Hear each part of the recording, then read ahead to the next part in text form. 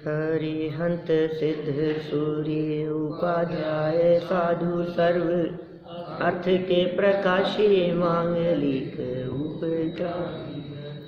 तिनको स्वरूप जान रागते भई जो भक्ति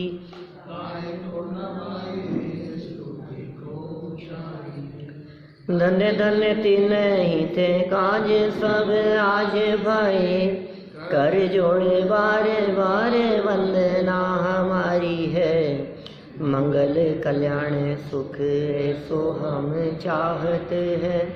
ओ मेरी ऐसी दशा जैसी तुम धारी है। ओ मेरी ऐसी दशा जैसी तुम धारी है। ओ मेरी ऐसी दशा जैसी तुम धारी है। क्षत्र चूड़ामणि नामक ग्रंथ के आधार से दीपावली के पहले तक हम यहाँ 32 सूत्रों की चर्चा दूसरे अध्याय के यह कर चुके हैं। भगवान महावीर स्वामी का निर्वाण दिवस बहुत धूमधाम से यहाँ भी मनाया होगा।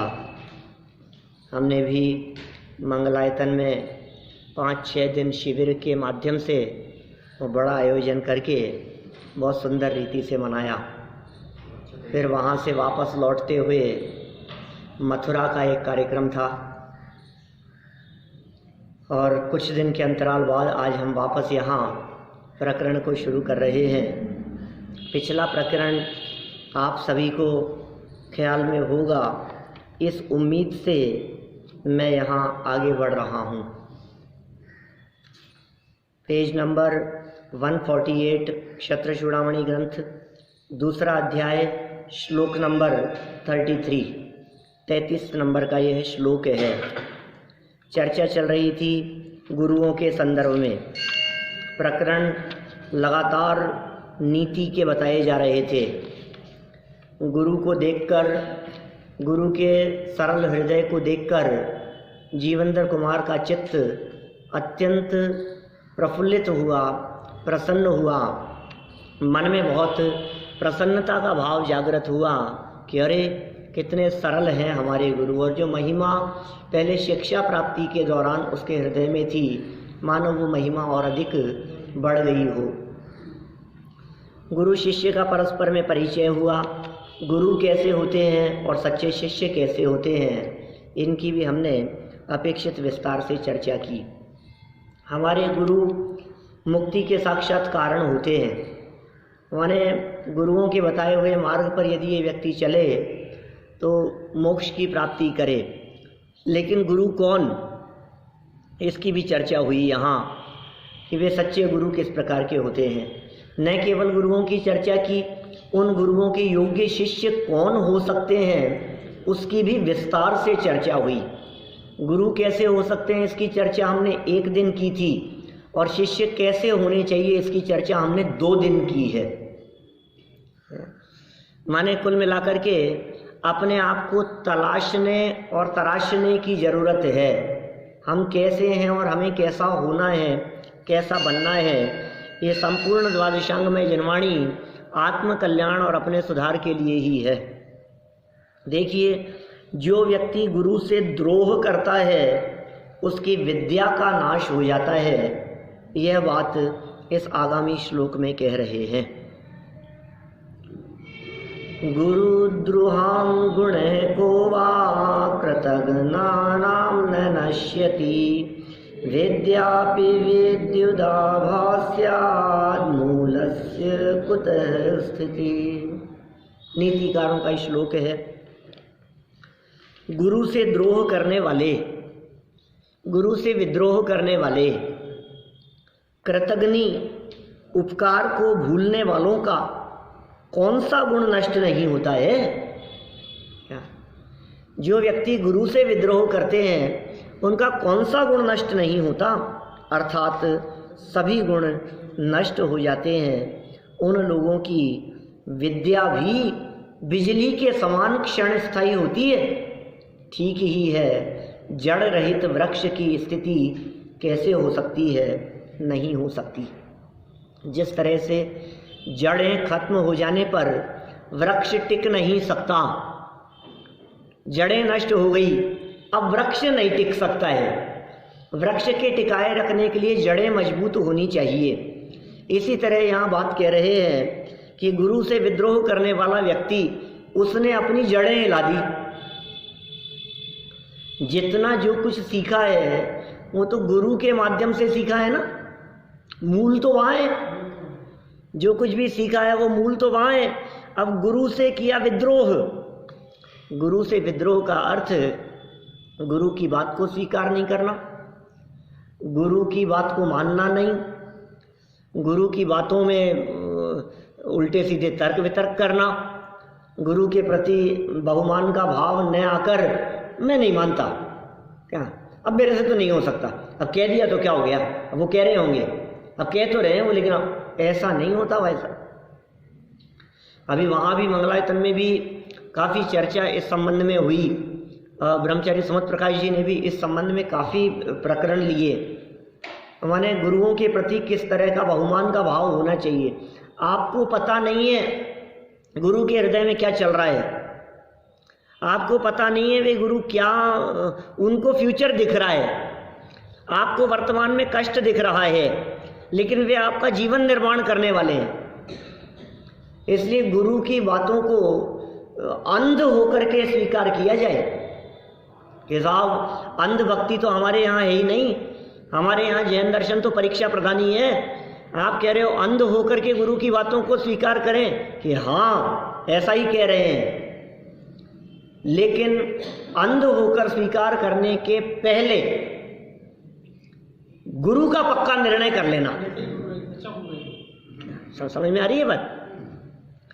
एक बार परीक्षा प्रधानी होकर के गुरु का सच्चा निर्णय कर लिया, ये हमारे योग्य गुरु हैं, ये स्वार्थी नहीं है, इसमें इनका कुछ स्वार्थ नहीं है, ये हमारा ही भला करने वाले हैं, ये जो बात कहते हैं इनके द्वारा कही गई बात पूर्वाचार्यों से मिलान खाती है, ये जो बात कह रहे हैं ये बात भगवान महावीर स्वामी की परंपरा को आगे बढ़ाने वाली है, ये वीतरागता में धर्म बतलाते हैं, ये राग में उलझाने और फंसाने वाले नहीं हैं। पक्का हमने जब गुरु का निर्णय कर लिया, आफ्टर दैट अब आप सबमिशन हो जाना चाहिए उनके प्रति।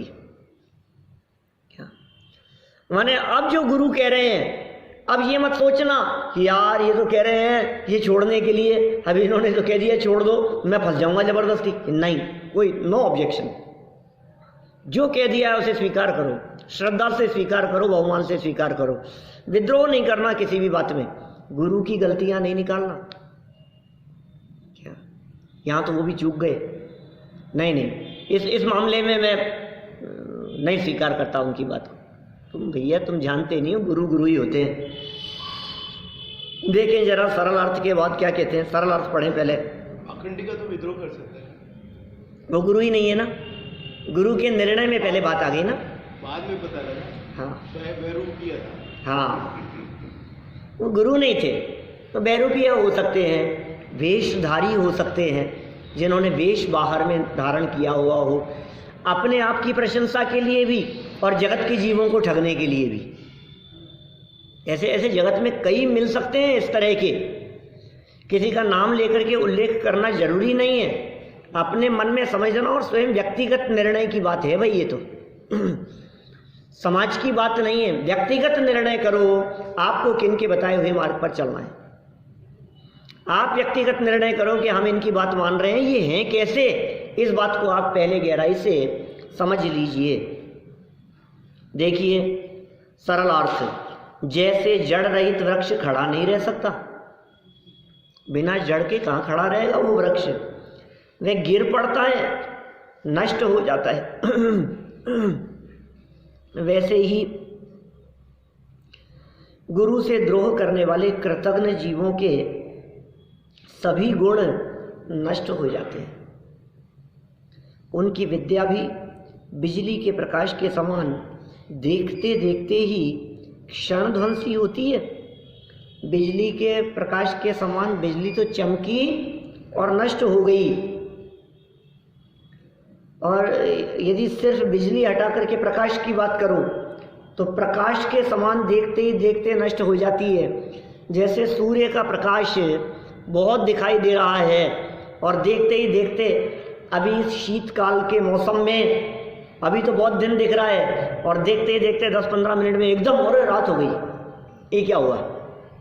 ऐसे ढल जाता है ना दिन, प्रकाश दिखते दिखते ही एकदम खत्म हो जाता है, एक क्षणध्वंसी होती है। देखिए विशेष अर्थ में क्या कहते हैं, गुरु का अर्थ यहाँ लौकिक अलौकिक ज्ञान देने वाले अध्यापक अथवा अपने से बड़े माता पिता भाई आदि से अपने लिए उपकार करने वालों से है। ये सब गुरु में शामिल किया है इनको। माने आज्ञा मानने का सवाल है ना, जहां जिस जगह पर आज्ञा मानने के सवाल की चर्चा चल रही है तो कह रहे हैं तुम्हारे माता पिता तुम्हारा बुरा नहीं सोचेंगे।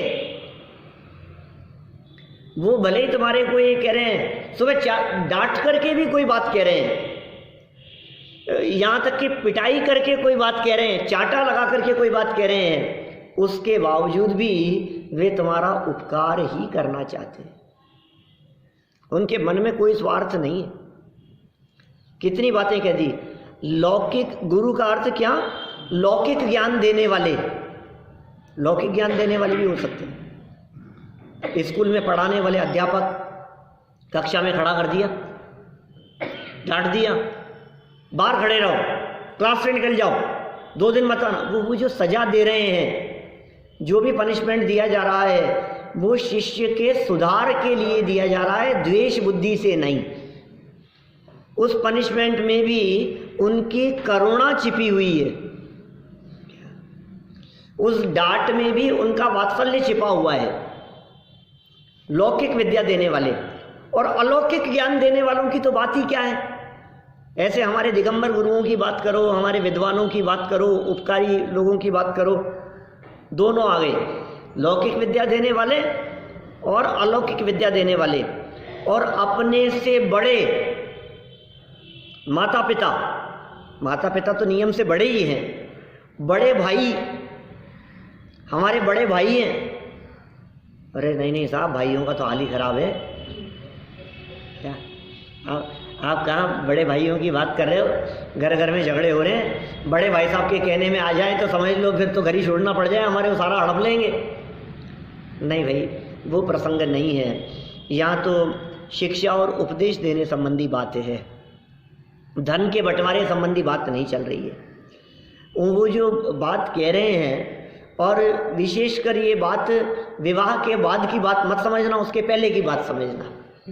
क्या आप यदि 10 साल के हैं और बड़े भाई यदि 15 साल के हैं तो वो 5 साल बड़े हैं, उनका अनुभव ज़्यादा है, वो कोई बात आपको कह रहे हैं तो समझदारी से कह रहे हैं। आप यदि 15 साल के हैं और वो यदि 20 साल के हैं तो उनका अनुभव ज़्यादा है ना। ये जो आपसी मनमुटाव होता है ना, ये बात तो शादी के बाद की बातें हैं, स्वार्थवश। फिर तो जब संपत्ति का बंटवारा होने का समय आता है, धन का बंटवारा होगा, बिजनेस का बंटवारा होगा, फिर वो बहुत तरह की बात की बातें हैं। आज तक कभी ऐसा नहीं हुआ होगा कि शादी के पहले एक पिता के 2 पुत्रों में बंटवारा हुआ हो। बोलो, आपने कभी देखा है सब? मैंने उस उम्र तक की बात को यहाँ समझना चाहिए। तो दादा दादी हैं, माता पिता हैं, सारी बातें इसमें शामिल हो गई। अपने लिए उपकार करने वाले, और एक शब्द जोड़ दिया। इसके अलावा भी माता पिता, बड़े भाई, लौकिक शिक्षा देने वाले और अलौकिक ज्ञान देने वाले, इनके अतिरिक्त भी एक और वाक्य जोड़ दिया गया, अपने लिए उपकार करने वाले। निर्णय करना ये साधर्मी है हमारे, इन्होंने आज तक हमारा भला किया है, हर काम में हमारा सहयोग किया है, तो आपको उनके बात का विद्रोह नहीं करना चाहिए। माने कृतज्ञ मत होना। ऐसे में तो आचार्य कुन जो है वो मुनि दीक्षा ले ही नहीं पाते, क्योंकि उनकी माँ तो मना कर रही थी। नहीं, ऐसा नहीं है, तो समझाया ना, राजी किया ना। आचार्य कुंद स्वामी की ही क्या बात करें, हमारे दिगंबर संतों के दीक्षा लेने की विधि में यह बात शामिल है कि माता पिता और परिवारजनों को समझाकर उनसे आज्ञा लेकर दीक्षा लेवें, ये बात शामिल है दीक्षा विधि में। आप घर से झगड़कर दीक्षा ले लो, ये बात नहीं चलेगी। घर में झगड़े कर लिए, विवाद कर लिए और जा करके ले लो आप। माता पिता नहीं दे तो दीक्षा तो लेंगे, ये भी बात है। अरे भाई, आपने प्रवचन सार नहीं पढ़ा क्या? प्रवचन सार 201 नंबर गाथा की बात कर रहा हूं मैं, बिल्कुल स्पष्ट शब्दों में। आचार्य कुंद स्वामी स्वयं ही कह रहे हैं, माता से आज्ञा लो, पिता से आज्ञा लो, परिवारजनों से आज्ञा लो, पत्नी आदि से आज्ञा लो। ऐसे कौन आज्ञा दे देगा कि नहीं? जब तक उनसे आज्ञा नहीं होगी तब तक काम नहीं। आप आत्म कल्याण के लिए जगत के जीवों को दुखी नहीं कर सकते हो। एक व्यक्ति से आपने 2 करोड़ का उधार ले लिया और उसके बाद में आपने ले ली दीक्षा, बोले मैं तो बाबा बन गया, अब तेरे को किससे क्या करूँ, मेरे पास तो कुछ नहीं है। पहले चुकाओ, उसके बाद में दीक्षा लो। माथे पर वजन लेकर के दीक्षा नहीं होती है क्या? तो क्या कुछ नहीं, रागी से अनुमति लेके आएगा? नहीं होता है ऐसा। और वो भी जो जिनके घर का माहौल इतना प्रतिकूल है, इसका मतलब तुम्हारा वैराग्य क्या है? तुम अपने घर में घर के लोगों को नहीं समझा सके, तुम दीक्षा लेने के बाद में जगत जनों को समझाने का प्रयास करोगे? बोलो, माने कितनी बातें उसके अंदर छिपी हुई है। घर के 2 आदमी तो संभलते नहीं है तुम्हारे से, वो तो तुम्हारी आज्ञा में चलते नहीं है, वो तो तुम्हारी मानते नहीं है, उनको तो तुम्हारा वैराग्य पसंद आता नहीं है। और तुम दीक्षा लेने के बाद में समाज के लोगों को कहोगे ऐसा नहीं होना चाहिए, ऐसा कर, फिर तुम कहो समाज वाले मेरे हिसाब से चलें, फिर दुनिया हमारे हिसाब से चलें, फिर कहूँगी मैं दीक्षा दे करके और शिष्य बनाऊंगा, आचार्य हो जाऊंगा, फिर सारे शिष्य मेरे निर्देशन में चलें। तुम्हारे में ऐसी योग्यता होनी चाहिए कि तुम्हारे व्यक्तित्व से, तुम्हारी वाणी से प्रभावित होकर के। देखो, बच्चों को पालते समय माता पिता भी समझते हैं इसकी परिणति कैसी है। पूत के पग पालने में दिखते हैं क्या? और जिन बच्चों में दीक्षा लेने के संस्कार हैं, वो संस्कार भी व्यक्तिगत नहीं है, वो संस्कार भी तो परिवार से आए हैं ना। वो जिस घर में आकर के ऐसे 11 साल की उम्र में दीक्षा लेने वाले जो मुनि हुए, कुंद स्वामी 13 साल 15 साल की उम्र में जिन्होंने दीक्षा ली हो, मैं आपसे पूछता हूँ, ये दीक्षा लेने के संस्कार, ये माहौल, ये वातावरण, ये वैराग्य, ये सब बातें उन्होंने कहाँ से सीखी? ऐसा ही था माहौल घर का भी, तो कैसे विरोधी हो सकते हैं? बहुत विस्तार से चर्चा बतलाई है टीका में, उसको अमृतचंद्र स्वामी ने खोला है। बहुत सुंदर चर्चा है वो, वहां से प्रवचन सार से पढ़ने योग्य है। जीवन जीना सिखाते हैं भाई साहब, कैसे जीवन जिया जाए ये बातें बताई जाती हैं हमारे यहाँ ग्रंथों में। द्रोण का अर्थ अहित विचारना, वैर भाव रखना है। द्रोण, गुरु द्रोण की बात कर रहे हैं ना, ये गुरुद्रोहाम, गुरु के प्रति विद्रोह की बात कर रहे हैं। विचारना, अहित विचारना, वैर भाव रखना। गुरुद्रोही का अर्थ गुरु का वैरी होना है, और कृतज्ञ का अर्थ किए हुए उपकार को न मानना है। उन्होंने कितने उपकार किए। आप अपने ऊपर किए गए अपने बड़े भाई के उपकार को नहीं भूल सकते। जब आप छोटे से थे, उंगली पकड़ करके चलते थे क्या? स्कूल में भी कुछ तकलीफ होती थी तो आपके बड़े भाई आपको संभालते थे। आप उन उपकारों को कैसे भूल सकते हो? आपके माता पिता के आप उपकार को कैसे भूल सकते हो? बचपन से जो कदम कदम पर, अभी तो आप बड़े हो गए तो आपको कुछ याद नहीं है, लेकिन आपका बोलना, आपका चलना, आपका खाना पीना, आपका एक एक अक्षर, आपका उंगली पकड़ करके स्कूल जाना, होमवर्क करना, क ख ग ABCD सब, ये कोई कम है बातें? अनगिनती बातें लागू होती हैं उनके ऊपर।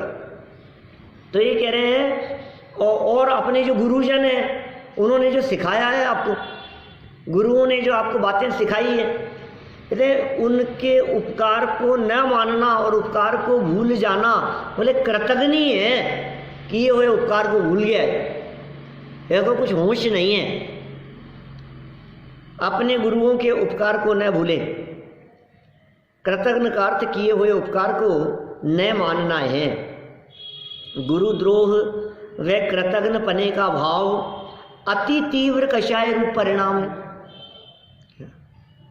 ये विद्रोह का परिणाम, ये मंद कषाय का भाव नहीं हो सकता है। ये तीव्र कषाय में इस प्रकार का भाव होता है। अत्यंत तीव्र कषाय है ये, विशुद्धि लब्धि वाला जीव नहीं है ये, सम्यक दर्शन के लिए पात्र नहीं है ऐसी तीव्र कषाय वाला जीव।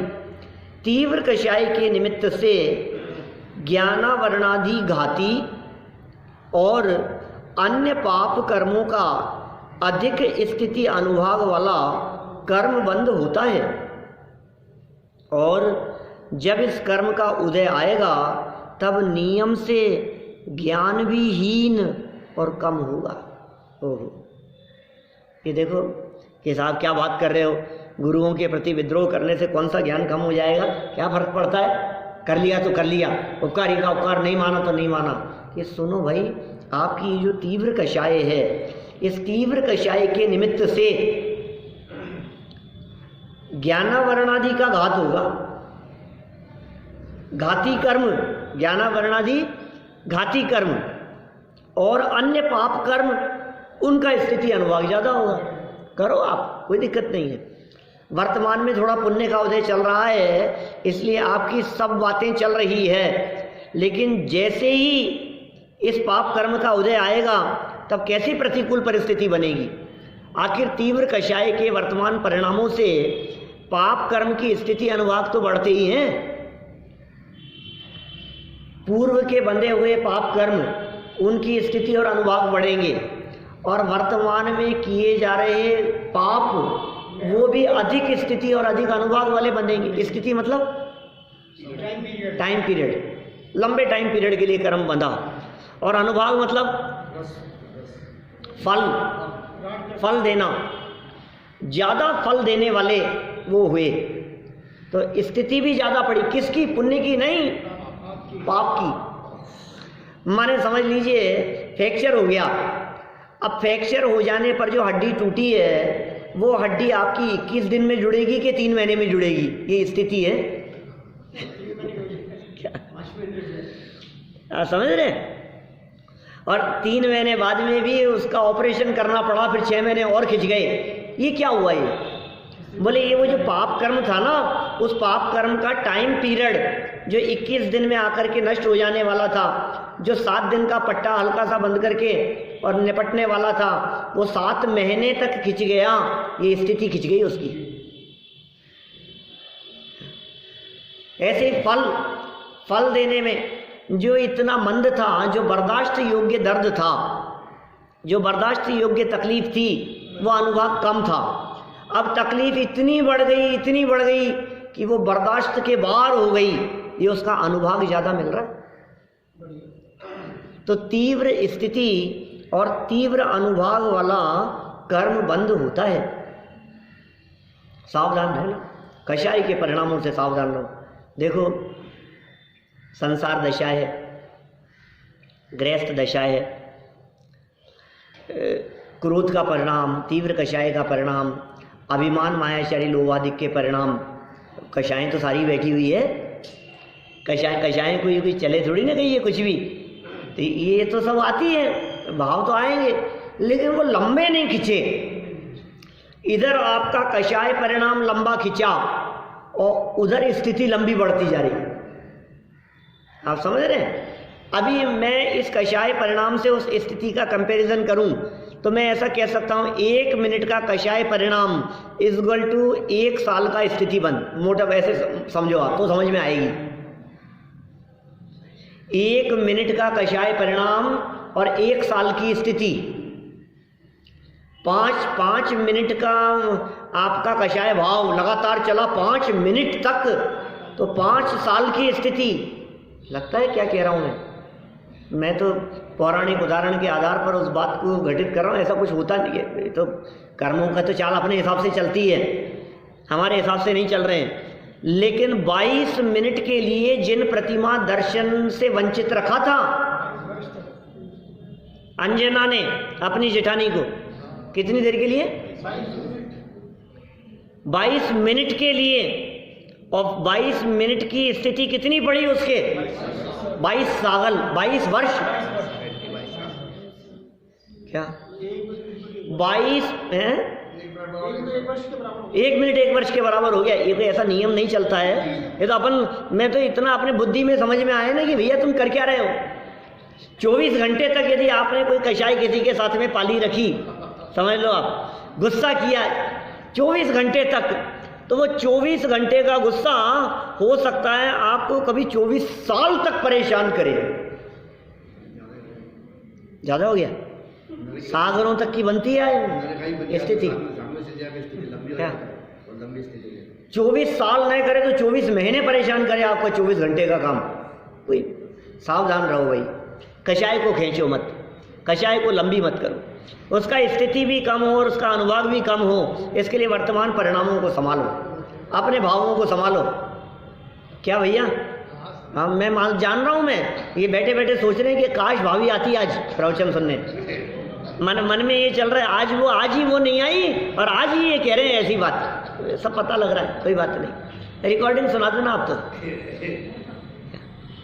क्या कह रहे हैं आप, ये जो तेरा ज्ञानावरणादि कर्मों का चक्कर है, अति तीव्र कषाय का जो परिणाम है। और तीव्र कषाय का परिणाम किसे कहा ये तो सुनो। तीव्र कषाय का परिणाम किसे कह करके पुकारा है? गुरु द्रोह का परिणाम, माता पिता के प्रति द्रोह का परिणाम, बड़े भाई के प्रति द्रोह का परिणाम, अपने को शिक्षा देने वाले, अपने ऊपर उपकार करने वाले, अपनी हेल्प करने वालों के प्रति द्रोह का परिणाम। इस परिणाम का क्या होगा बोलो, इस परिणाम का क्या फल मिलने वाला है? बोले ये तेरे तो भविष्य दिख रहा है, तेरा क्या होने वाला है, तेरे साथ में फ्यूचर दिख रहा है। ये कह रहे पाप कर्मों का अधिक स्थिति अनुभाग वाला कर्म बंद होता है। हिसाब बन जाएगा, बनेगा तो बन जाएगा, क्या फर्क पड़ रहा है, भोग लेंगे। अरे नहीं भाई सुन, और जब इस कर्म का उदय आएगा तब नियम से ज्ञान भी हीन होगा, कम होगा, और बुद्धि भी कमजोर पड़ जाएगी, मति भ्रष्ट हो जाएगी, याददाश्त क्षमता चली जाएगी, स्मरण शक्ति रहेगी नहीं, और ये भी हो सकता है तू पागल हो जाए, याददाश्त चली जाए, याददाश्त कम हो जाए, तो ऐसी मेमोरी हो जाए कि अभी पूछो और अभी गायब, अभी पूछो और अभी गायब। ऐसी स्थिति हो सकती है। 5 मिनट पहले कोई बात बतलाई थी और याद नहीं है, ये क्या हो गया? ऐसे झटके लगते हैं, ऐसे कर्म के उदय आते हैं। ये कर्म के उदय छोड़ते नहीं हैं किसी को, ये किसी के सगे नहीं होते। सावधान रहो इन कर्म के उदय से। इनको जीतने का तो एक ही उपाय है कि उदय से दृष्टि हटाकर स्वभाव को देखो, बस एक ही उपाय है। कर्मों को जीतने का उपाय कर्म की तरफ देखना नहीं, कर्म से दृष्टि हटाकर अपने स्वभाव की तरफ देखना है, यही उपाय है। इसलिए कहा है कि कृतघ्नि की विद्या भी बिजली की चमक के समान शीघ्र ही नष्ट हो जाती है। ओह, कृतघ्नि बड़ा सुंदर शब्द है, कृतघ्नि हिंदी का। गुणचोर, किए हुए उपकार को भूल जाने वाले गुणचोर। उस समय आज के 10 साल पहले उन्होंने उस काम में इतनी हेल्प की थी, 5 साल पहले उन्होंने ऐसा किया था, भूल गए उसको। ये व्यक्ति खराब बातों को तो याद रखता है, अच्छी बातें याद नहीं रखता। 10 काम अच्छे किए हो किसी व्यक्ति ने, हेल्प की हो आपकी, वो याद नहीं रहेंगे, और एक बार उसके माध्यम से कुछ काम ऐसा कह दिया कि अब वो हाईलाइट हो जाता है। सुनो भाई, यहाँ ये कह रहे हैं जो तुम्हारे साथ में अहित हुआ है वो अपने पाप कर्म के वजह से हुआ है, और जो हेल्प हुई है उसके लिए उसका उपकार मानो। देखो ये है जीवन जीने की कला। अपने साथ जो अनुकूल परिस्थितियां हुई हैं उसका क्रेडिट दूसरों को दो, और अपने साथ जो खराब परिस्थितियां बनी हैं उसका क्रेडिट अपने द्वारा किए गए पाप कर्मों को दो, तो जिंदगी अच्छी चलेगी। लाइफ कैसे अच्छी चले? मेरे साथ ऐसा, ये मेरे साथ ऐसा करते हैं, इन्होंने ऐसा कर दिया, ये ऐसा। तो सुन भैया, ये तो हमारे बिल्कुल नहीं है, मैं तो पहले से ही जानता था। इसके साथ में पार्टनरशिप आपने की है ना, ये खा गए पैसा, ये ऐसा कर दिया। अरे कौन किसका पैसा खाता है भाई साहब? कोई किसी को लूटता नहीं है, ये अपने पाप कर्म का उदय है। लेकिन होता उल्टा है। उल्टा कैसा है? अच्छा काम होता है तो मैंने किया, और बुरा होता है तो इल्जाम दूसरे पे लगाता है। सर क्या हो रहा है? अच्छा हुआ ना, ये क्रेडिट दूसरे को नहीं देना चाहता, मैंने किया है, मेरा किया हुआ काम है, मेरी मेहनत है, मेरा पुरुषार्थ है, ये क्रेडिट अपने माथे पर लेना चाहता है। हम कहते हैं आप अपने कार्य के, अच्छे कार्य का क्रेडिट दूसरों को दो, फिर देखो आप लाइफ कैसी होगी। और दूसरों के द्वारा किए गए दंड, अपराध, गलत काम का भी वो आप अपने माथे पर ले लो, फिर देखो आप, ये है उसको सुधारने का तरीका। परिणाम मंदी तब होगी, परिणाम मंदी तब होगी। मंद कषाय की बात कह रहे हैं, ये सिखा रहे हैं, मंद कषाय सिखा रहे हैं कि पूरा का पूरा ग्रंथ नीतिकारों के श्लोक है ना, क्या लिखा, अत्र है नीति कह करके क्या लिखा, नीतिकार के, नीतिकार का मतलब जैनियों के लिए बात नहीं है, जन सामान्य के लिए बात है। जीव विशेष, नीतिकार का मतलब जीव मात्र के लिए है, प्राणी मात्र के लिए, हर व्यक्ति के लिए, जो अपनाए उसके लिए है। जैन अजैन, हिंदू मुसलमान कोई भी हो, ये नीतियाँ सबके ऊपर लागू होती है। नीति कहते ही उसे हैं जो लोक और समाज पर लागू हो, उसका नाम है नीति। पड़ोसियों पर लागू होगी, पड़ोसी आपको गालियां देता है, आप अपने पाप कर्म का उदय समझ करके शांत रहो, और आपके साथ कुछ अच्छा हुआ उसका श्रेय पड़ोसी को दे दो, अरे नहीं साहब सब आप ही की वजह से। ये इसका मतलब ये नहीं है, चापलूसी नहीं है, आप समझ रहे हैं, इसका नाम चापलूसी नहीं है, इसका नाम व्यवहार है, लोक व्यवहार है। निकृष्ट आदमी तो और सर पे चढ़ जाता है। नहीं, ऐसा नहीं, वो सब आपको बहुत बातें बैलेंस बना करके चलनी पड़ेगी। चलिए पूरा करते हैं प्रकरण को, क्या कहना चाहते हैं। हाँ आचार्य देव, जीव ने क्रोधादि कषाय परिणाम किए और तत्काली ज्ञान चला गया, ऐसा होना अनिवार्य नहीं। इसने गुस्सा किया और ज्ञान चला गया, ऐसा तत्काल थोड़ी ना होता है। अब ये तो आएगा, लेकिन देर है, अंधेर नहीं है। भगवान के घर, अरे भगवान के घर की बात नहीं है, कर्मों से डर, भगवान के घर नहीं, तेरे कर्मों की बात है। जीव ने क्रोधादि कषाय परिणाम किए और तत्काल उसी समय गुस्सा किया और ज्ञान चले गए। अरे यदि गुस्सा करते ही ज्ञान चले जाया करे, ऐसा हो जाए तो लोग सावधान ही हो जाए, सभी सुधर जाए। ऐसा नहीं होता, तत्काल ही ज्ञान चला गया, ऐसा होना अनिवार्य नहीं है, क्योंकि कर्म का बंध होने पर भी उसका अबाधा काल पूर्ण हुए बिना कर्म का उदय आता ही नहीं है। बंधने के बाद भी अबाधा काल चलता है। अभी बंधा आबाधा, जब तक वो कर्म उदय में नहीं आता तब तक के काल को क्या कहते हैं, अबाधा काल। अबाधा काल तक वो कर्म उदय में नहीं आएगा, और फिर जब उदय में आना चालू हुआ फिर क्या होगा, बोले बस अब जीवन भर के किए हुए पाप जब तक उदय में नहीं आ रहे हैं तब तक गाड़ी सुख शांति से चल रही है, और एक दिन खाट पकड़ ली, अब वो स्थिति कितनी लंबी चलेगी बोलो। अब बिस्तर पकड़ लिए, अब क्या हुआ, और 10 साल से बिस्तरों में है, ओहो ये क्या हो गया, और इतनी तकलीफ, ये स्थिति है, ये फ्रैक्चर की स्थिति की बात कही, बीमारी की स्थिति की बात समझ लो, कुछ भी लंबे समय तक चलती है। क्षण मात्र का अपराध और लंबे समय तक भोगेगा। बनारसी दास जी की एक पंक्ति नाटक समय सार की, मैं उसको उल्टा करके कहता हूं, कौन सी, एक समय की कमाई तू अनंत काल खाएगो। नाटक समय सार की लाइन, एक समय की कमाई तू अनंत काल खाएगो, उल्टा कर दो, एक समय की भूल में अनंत काल गंवाएगो। ये चूक है एक समय की, सावधान रहो। एक एक समय की असावधानी आपको अनंत अनंत काल तक इस संसार में रुला देगी, रखड़ने को मजबूर कर देगी, सावधान रहो। इसमें भी अभिप्राय तो मेन कारण है, अभिप्राय ही मुख्य कारण है।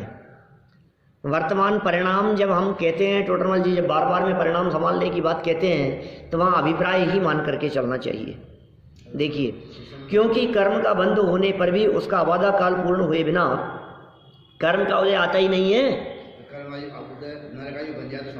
हाँ, जब यथा योग्य समय में कर्म का उदय आएगा तभी उसके निमित्त से जीव को कर्म का फल मिलेगा।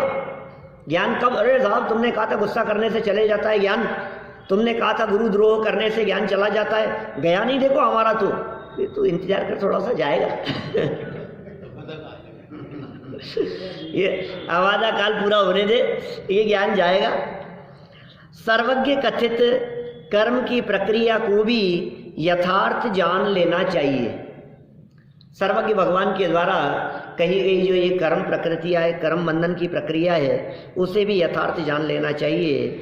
यहाँ ध्यान रखने योग्य बात यह है कि अनेक समय में बंधे कर्म परमाणुओं का एक समय में उदय आता है। एक बहुत मार्मिक बिंदु है। पंडित जी साहब ने, टोडरमल जी साहब ने मोक्ष मार्ग प्रकाशक के दूसरे अध्याय में इसे खोला है। एक समय के बंधे हुए कर्म अनेक समयों में उदय में आते हैं और अनेक समयों के बंधे हुए कर्म एक समय में उदय में आते हैं। लगातार बंद करके वो जो एक निषेक रचनाएं तैयार होती है, उस निषेक रचनाएं मिलकर के अलग अलग समय के वो सब ग्रुप बन करके वो समय प्रबद्ध रूप से वो कर्म उदय में आते हैं। एक समय प्रबद्ध प्रमाण कर्म उदय में आते हैं। ऐसे हर समय के ऐसे ग्रुप बन करके इस तरह से सारा का सारा ग्रुप उदय में आएगा, ऐसी स्थिति है। मैंने जब ये प्रकरण चलाया था, गेहूं के दानों का उदाहरण देकर के चर्चा की थी मोक्ष मार्ग प्रकाशक में, सच में वो जो निकले थे ना वो उदाहरण उस समय वो तत्काल सहज ही थे, वो तत्काल निर्मित थे। वो मूल से वो प्रकरण, उस प्रकरण को समझने के लिए वो उदाहरण, वो प्रसंग बड़े गजब के हैं। उसको एक बार गहराई से हमारे को सुनना समझना चाहिए। बहुत मार्मिक है, मज़ेदार हैं वो प्रकरण। तो ये सिद्धांतिक बात हो गई, एक समय के बंधे हुए अनेक समयों में और अनेक समय के बंधे हुए एक समय में उदय में आते हैं। और भी इसी प्रकरण को थोड़ा आगे बढ़ा करके कहा है, गुरुद्रोह सर्वगुणों का नाशक है, अकेले विद्या का ही नहीं और भी सारे गुण इसमें नष्ट हो जाते हैं। इस चर्चा को कल हम आगे बढ़ाएंगे। अभी यही।